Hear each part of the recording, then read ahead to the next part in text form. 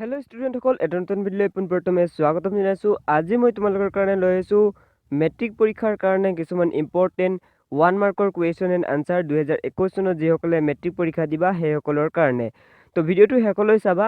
প্ৰথম কুৱেশ্যনটো হৈছে ভাৰতীয় সংস্কৃতি নামৰ প্ৰবন্ধটিৰ লেখক কোন? আনচাৰটো হৈছে হেম বৰুৱা। তাৰ পাছৰ কুৱেশ্যনটো হৈছে মধ্য এছিয়াৰ ইতিহাস কোনে ৰচনা কৰিছিল?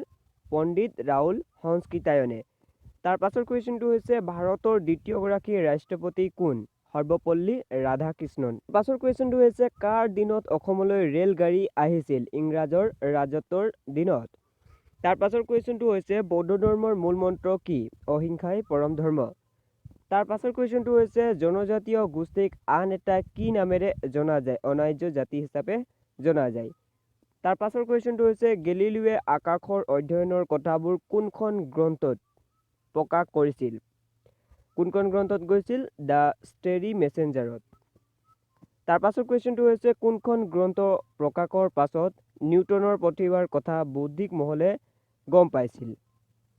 কোনখন গ্ৰন্থ আছিলে? দ্য প্ৰিন্সপিয়া। তাৰ পাছৰ কুৱেশ্যনটো হৈছে পুনতে ইৰাণৰ পাৰমাণৱিক কাৰ্যসূচীৰ মূল পৃষ্ঠপোষক কোন আছিল? কোন আছিল? ইংলেণ্ড আৰু ৰাছিয়া। তাৰ পাছৰ কুৱেশ্যনটো হৈছে ইৰাণৰ ইছলামিক গণতন্ত্ৰৰ প্ৰতিষ্ঠাতা কোন? ইমাম আয়াতুল্লাহ খুমনি।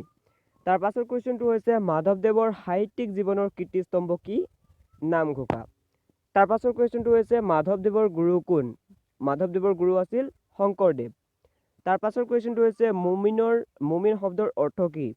মুমিন শব্দৰ অৰ্থ হৈছে বিশ্বাসী মুছলমান বা ঈশ্বৰ বিশ্বাসী। তাৰ পাছৰ কুৱেশ্যনটো হৈছে হৰিকৃষ্ণ ডেকাৰ একমাত্ৰ উপন্যাসখনৰ নাম কি? আগন্তুক। তাৰ পাছৰ কুৱেশ্যনটো হৈছে কাকিনী তামোল শব্দৰ অৰ্থ কি? অৰ্থটো হৈছে বৰ ওখ তামোল গছ। তাৰ পাছৰ কুৱেশ্যনটো হৈছে দৃশ্যান্তৰ শব্দৰ অৰ্থ কি? অৰ্থটো হৈছে অন্য দৃশ্য বা দৃশ্য পৰিৱৰ্তন। তাৰ পাছৰ কুৱেশ্যনটো হৈছে শ্ৰীকৃষ্ণৰ মাতৃৰ নাম কি? কি আছিল? দৈৱকী। তাৰ পাছৰ কুৱেশ্যনটো হৈছে শংকৰদেৱে সংস্কৃত ভাষাত লিখা একমাত্ৰ তত্ত্বমূলক গ্ৰন্থ কোনখন আছিল? গ্ৰন্থখন হৈছে ভক্তি ৰত্নাকৰ। তাৰ পাছৰ কুৱেশ্যনটো হৈছে কপিল মুনিৰ মাতৃৰ নাম কি আছিল? মাতৃৰ নাম আছিল দেৱাহুতি। তাৰ পাছৰ কুৱেশ্যনটো হৈছে কি ৰূপ ধাৰণ কৰি কৃষ্ণই বলিক চালনা কৰিছিল? বামন ৰূপ ধাৰণ কৰি। চ' ষ্টুডেণ্টসকল, এইখিনি আছিলে কিছুমান ইম্পৰ্টেণ্ট অসমীয়া ছাবজেক্টটোৰ পৰা কিছুমান কুৱেশ্যন। চ' যদি তোমালোকক এই কুৱেশ্যনখিনি ভাল লাগিলে তেনেহ'লে ভিডিঅ'টো লাইক কৰিবলৈ নাপাহৰিবা। আৰু তোমালোকে যদি এই কুৱেশ্যনসমূহ চাব বিচাৰিছা বা লিখিবলৈ বিচাৰিছা তেনেহ'লে ডেছক্ৰিপশ্যনত ৱেবছাইটটোৰ লিংক দিয়া আছে, য'ত তোমালোকে এই সকলোবোৰ কুৱেশ্যন পাই যাবা। চ' তোমালোকে ৱেবছাইটটোত গৈ সকলোখিনি কুৱেশ্যন লিখি ল'বা, ঠিক আছে? তো এইটোৱে আছিলে আজি ভিডিঅ'টো। যদি ভাল লাগিলে তেনেহ'লে লাইক কৰিবা, বন্ধুসকলক শ্বেয়াৰ কৰি দিব পাৰা। আৰু তোমালোকে কমেণ্ট কৰি জনাবা যে তোমালোকক এনেকুৱা ধৰণৰ 1 নম্বৰ বা 2 নম্বৰ বা 3 নম্বৰীয়া কুৱেশ্যন আৰু লাগে নেকি? যদি লাগে তেনেহ'লে কমেণ্ট কৰি তোমালোকে জনাব পাৰা, ঠিক আছে? চ' তেতিয়াহ'লে মই নেক্সট এটা নতুন ভিডিঅ'ত আকৌ লগ পাম। Good bye.